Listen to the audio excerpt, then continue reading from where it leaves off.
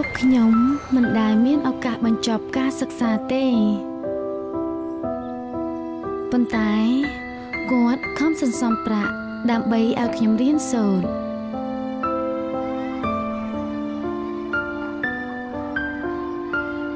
ពួកជឿថាខ្ញុំអាចរៀនបន្តនៅមហាវិទ្យាល័យ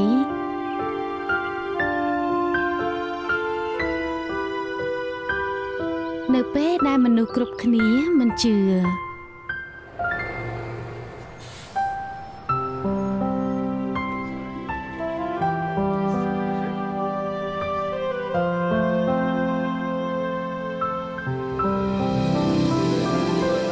ហេតុនេះហើយទើបខ្ញុំចែករំលែកកូកាកូឡាដំបូងក្នុងឆ្នាំថ្មីជាមួយពុកចាប់ផ្ដើមជាមួយកូកាកូឡាក្នុងឆ្នាំថ្មី